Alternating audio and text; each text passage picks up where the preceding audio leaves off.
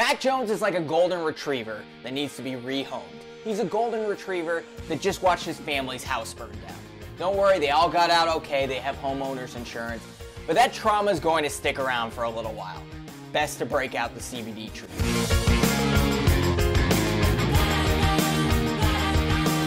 If God forbid you watched the Patriots game last weekend, you saw all the things wrong with them condensed to 60 minutes.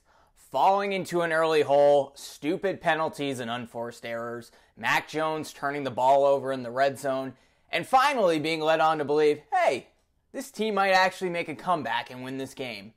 Only to lose in the most embarrassing fashion, Max Crosby effortlessly blowing by both Mike Gesicki and Vidarian Lowe, who might be the worst right tackle I've ever seen, but for some reason keeps on playing, to sack Mac Jones for a game-winning safety. So let's recap the season so far. Week 1, we were led to believe this team might actually be a contender after falling just short to the defending NFC champion Eagles despite the typical first quarter run by the opposing team. Had Kayshon Boutte kept both feet in bounds, the Patriots would have been top 10 in most NFL power rankings.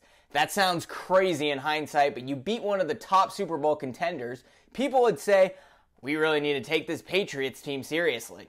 And it might have changed the momentum of the entire season. By the way, we haven't seen Kayshon Boutte since. He went from promising steal in the draft to complaining on social media he needs to be freed.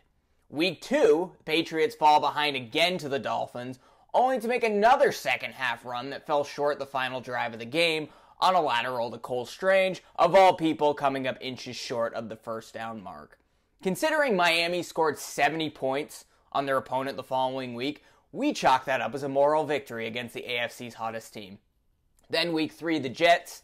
Doesn't matter how good or bad either team is, that's always a win for the Patriots. My biggest worry, the Patriots head into week 18 with a 1-15 record, only to defeat the Jets a second time, missing out on Caleb Williams and the top pick in the draft.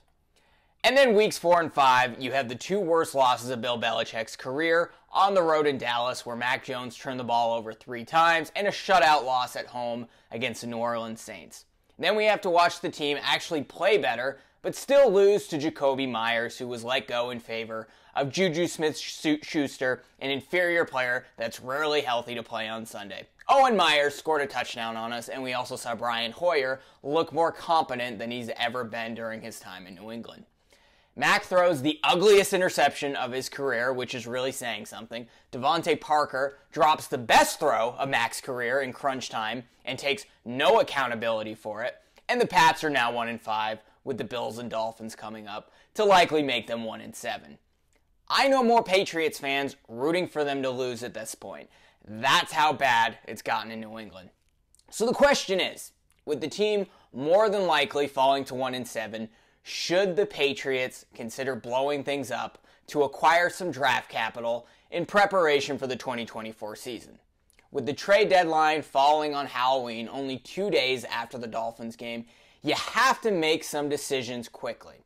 If they fall to 1-7, unless the Patriots somehow win 9 in a row, they are not making the postseason.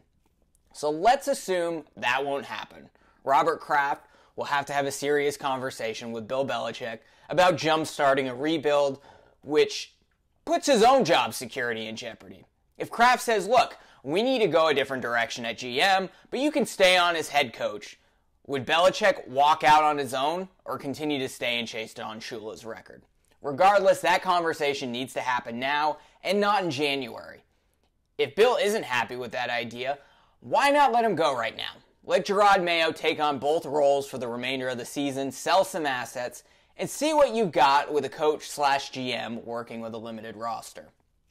With Michael Onwenu, Kyle Duggar, and Josh Uche all on expiring contracts, you have plenty of trade chips to sell for 3rd or 4th round picks. Maybe you plan on re-signing one of them, fine. Sell off the other 2, it's better than losing them for nothing. You also have to seriously consider moving on from Mac Jones. He is broken at this point. You can see it in his face, his body language. His spirit is somewhere reminiscing on the glory days of not having to throw the ball to Devontae Parker. Mac Jones is like a golden retriever that needs to be rehomed. He's a golden retriever that just watched his family's house burn down. Don't worry, they all got out okay, they have homeowners insurance, But that trauma is going to stick around for a little while. Best to break out the CBD treats. Trade Mac to the Raiders, maybe you'll get Hunter Renfrow and a 4th round pick, and see what you have from Malik Cunningham the rest of the season. Maybe he's really good. Or maybe the team tanks and you can bring in a Caleb Williams or Drake May. Now, if you're going to hold on to Mac, you can't keep Bill because he put him in this position in the first place. You can't have a pocket passing quarterback with no weapons, no protection, and a running game that doesn't work. We've been complaining about this for 2 years, and Bill's brought in Devontae Parker and duct tape for the right tackle position.